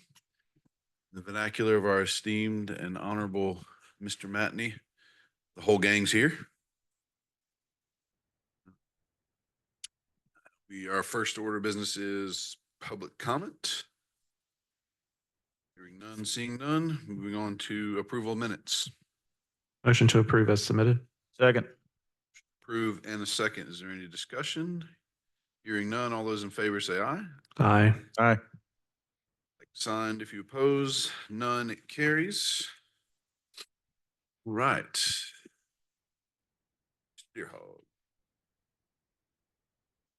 Good evening, Mr. Chair and committee members. For my update for you tonight, I'll give you first an update on residential development in the city. We're starting to see some finish up and other new ones start. We've had 2 subdivisions finish their build out in the last month or so. That includes Alston Chase and Baldwin Chase over in the Log Shoals area. We have phase 1 finishing up for Hidden Lake Estates and Chestnut Ridge. They're trying to get set on starting in their next phases. And then we have a few new subdivisions that are starting building, including Riley Trace, Adams Glen, and Hollyview. Riley Trace has already pulled some of their first round of permits. Adams Glen is starting their model home right now, and Hollyview has not started building anything yet, but that's being done by Cawthorn Properties. They're a little bit more methodical about how they approach their development, so I'm sure that will come eventually.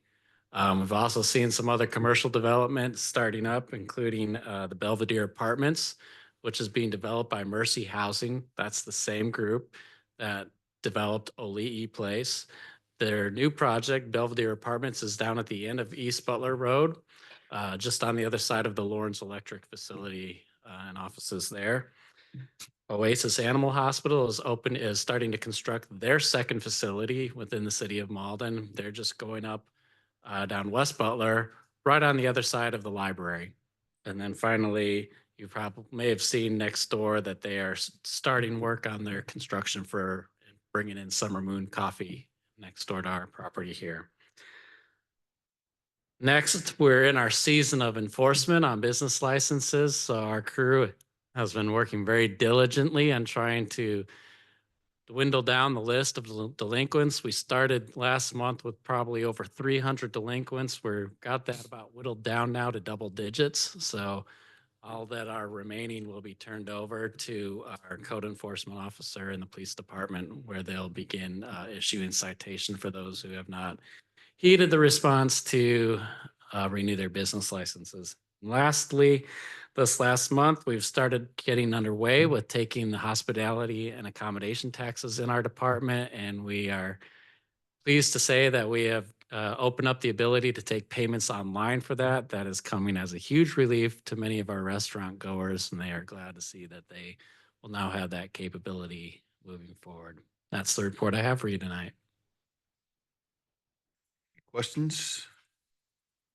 I have one question about delinquency this year versus kind of the trend. Are we normal or up, down? A funny thing kind of happened with COVID. When COVID hit and when we extended our deadline in a manner of speaking that year, our delinquency has been high ever since. So this year we kind of had intentional effort and renewed focus to address that a little more promptly than we've done the last 2 years. So the fact that we have dwindled the list down as much as we have over the last 30 days has shown that those efforts have been really helpful.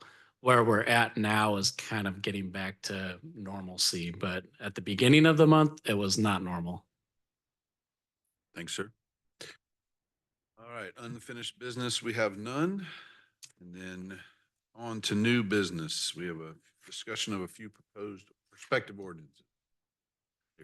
Thank you, Mr. Chairman. So, and really this item is just intended as a discussion opportunity, and the discussion opportunity is for me and Mr. Duncan to hear from you if there are certain priorities of ordinances you would like us to focus on and work on. I've given you a few examples of some things that we've kicked around. just recently. The first being about if we want to update standards for townhomes. Some of the things we're seeing as issues in our townhomes, you've heard some of it relating to parking on road and things of that nature. So there's some things maybe we could take a look at there to update the standards for parking within townhomes, maybe update as well some other standards for buffering and landscaping. Um, Another thing I put in here is we actually don't have anything in our ordinance right now that requires sidewalks for non-residential projects. And so if that's something that we've kind of get the feeling that's a priority for the city. So if that's something you'd like us to work on putting into ordinance that for any development really, that there's a requirement to construct sidewalk on city rights of way, we can work on that. Another thing that we put in here for you to think about is right now we have a lot of parking lots in the city that are all disconnected from each other. So if you want to go from Walgreens to Ingles or something like that, you got to hop back out on the road and then drive over and go back in the next driveway. And some places, including community I worked for before here, have standards where they require your to tie parking lots together so you can go from one parking lot to the next without having to get on the road. It's another thing we can work on. My most popular request these days right now, and this is not in the report, is from homeowners who want to have apartments at their home, garage apartments and that sort. If that's something that's of interest of you all, we can take a look at that. There's other things I think that Mr. Duncan has heard interest in recently, maybe about overlay districts and stuff. We can consider putting together a workshop to talk about that this fall, if that's something that's of interest to the committee and the council. But again, this is really intended as a discussion and for you to give me input, Mr. Duncan input, if there's some other things or these things that you'd like us to work on in terms of ordinances. Mr. Matney. Thank you, Mr. Chairman. I like what's being presented here because it certainly addresses current issues that need to be addressed. But as we're undertaking our strategic plan as well as updating the comp plan, I don't want us to go overboard on some of these things, especially the ones that relate to zoning, because I think that while the intent of council is to, at least from what I've heard from people from this dais, is that we have a complete zoning overhaul, because what worked 50 years ago doesn't necessarily fit in 2024. So I want to make sure that we don't tie our hands too much, but for these items, as some of the areas around City Hall continue to develop and improve, I would absolutely be interested in seeing what these look like and more fleshed out. Thank you, Mr. Matney. Yes.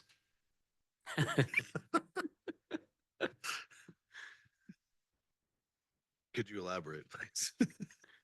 I agree with everything that Mr. Matney said. I mean, if I were to look at the basics of what you have before us here, I mean, I think we do need to get to a 30 feet minimum setback versus 25. And I would have a question on when it says minimum open space of 15%. What is the definition of an open space? I'm not sure what it is. But you could probably define that for me really quickly. Maybe. It generally comes down to anything that's not divided into a privately owned lot. Yeah. So when you're talking about a subdivision and they break it up into all the lots that they're going to have, everything that's left over generally associated with common areas, open space. It does not mean undisturbed space. Yeah. That's a key differentiator. So I think sometimes we think that open space is undisturbed space, but that's usually not what happens. So Yeah. yeah, so that's something that we would need to kind of look at as well. Because I mean, we're looking at it through a couple of different lenses too, right? We're obviously looking at it through the lens of parking issues that you mentioned. You mentioned here about minimal amenities. We can throw in issues that we've had with water runoff and stormwater and that sort of thing as well. So I agree. That's why I said yes. because I think these things that you're talking about here, the things that Mr. Matney is talking about, yes, I wouldn't necessarily want to jump the gun and say, let's start messing around with this when we're talking about perhaps a full zoning overhaul. However, I would never want to stop the conversation, and all you're asking for tonight is a discussion. So I am totally on board with continuing to have the discussion, overlay districts, doing our zoning ordinances, even the thing that you just mentioned, which I think is a good point, which is connecting those parking lots when it makes sense. And there's some cases where it may not make sense. And I think we can just look to Woodruff Road and see that. But yeah, that's my 2 cents. Sure. I don't really have a whole lot to add. I think Mr. Matney's caution is well received and wise that we're in the beginning process, but at the same time, I know we've, since I've been here already, we've updated some things and it seems like it's been positive. So I think we need to continue to look at that wherever we can for sure. The mention of ADUs, is quite intriguing to me. And I think that's something that's going to become more and more popular. So I would love to see us, I don't know if we're way out and ahead of it, but at least starting to address it soon for sure. Yeah, the big one we were going to focus on this fall is having a workshop on overlays, understanding the terms, make sure we're all in the same, using the same terminology the same way, and then looking at, where are our gateway corridors, where are our growth corridors, defining and looking at what we want in specific areas versus generally. So I think it all kind of fits hand in hand, but starting with that workshop, I think is going to be critical. So that's what we're going to gear up towards. And then, the comp plan, strategic plans coming along. Should have something for y'all here soon on that. And we've got the master plan that we're also doing down here. So we got a lot of moving parts, but appreciate the feedback tonight. One follow-up question for y'all is procedurally, would you prefer me to work with Mr. Duncan and bring something back to you, or just work with the planning commission on it and then bring it to you? Thoughts there? I think that can be done at the staff level with the expertise that we have between Mr. Deerhog and Mr. Duncan. What we'll plan to do is we'll bring it as we work on something, we'll bring it back to this committee and then from there, send it to planning commission when it feels appropriate. It's good. Okay. One final note, just based on what you had presented to us tonight. You also mentioned here the minimum driveway length of 20 feet.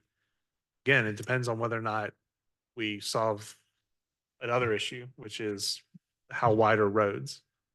If the roads are wide and then we can park on the street, then it doesn't matter so much on the driveway. But if we're not going to adjust how wide a road needs to be able to have street parking, then yes, we need to look at perhaps lengthening that driveway. Exactly. Thank you, Mr. Deerhog. All right. Thank you. All right, our second public comment. None? All right.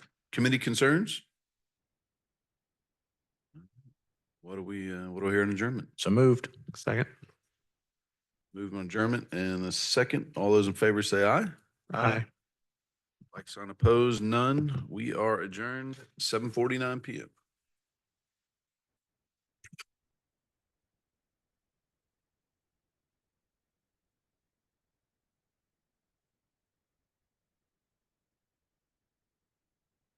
Next up is going to be a special called city council meeting. Mr. Mayor.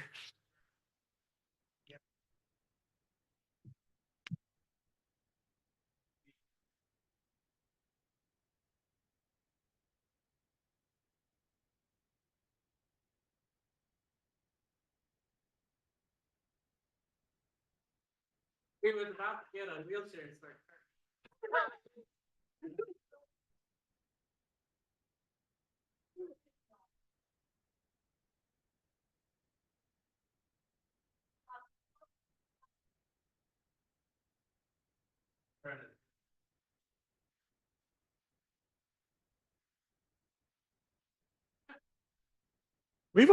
But that's only like if we're meeting there directly.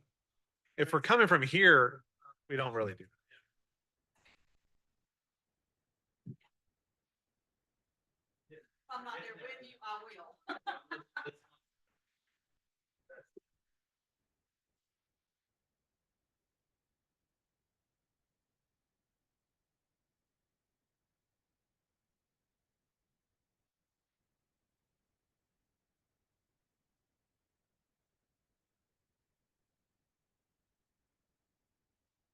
I will call to order the special call city council meeting of Monday, August the 5th, 2024 at approximately 7:50 PM.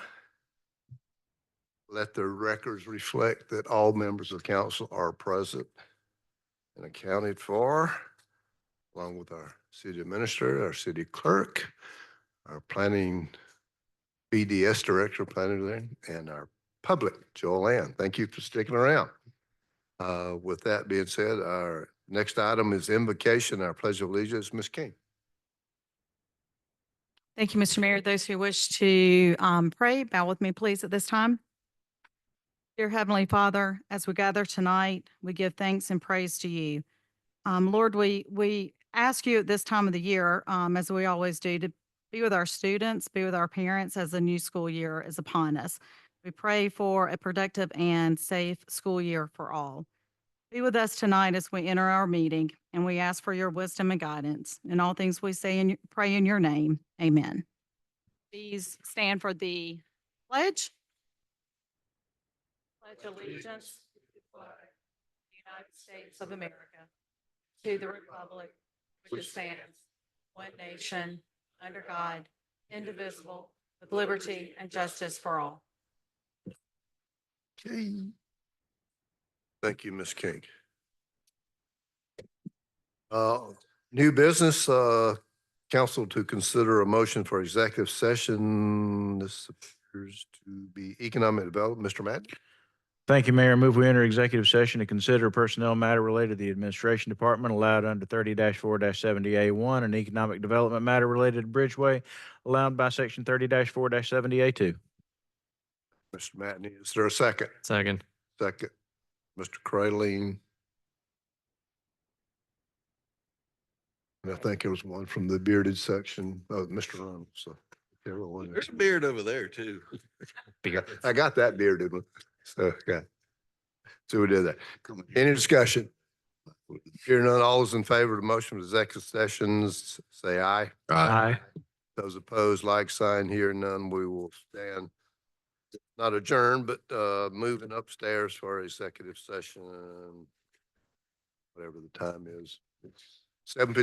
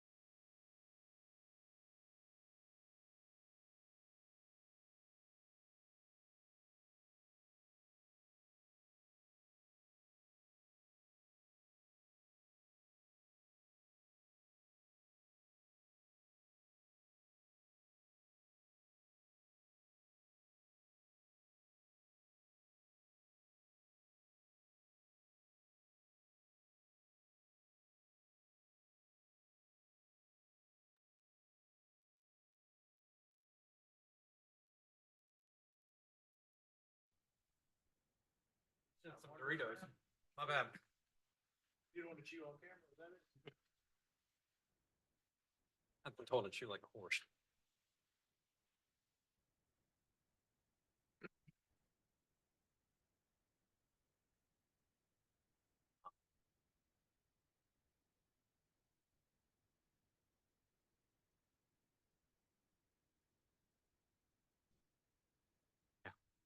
Kathy, ready?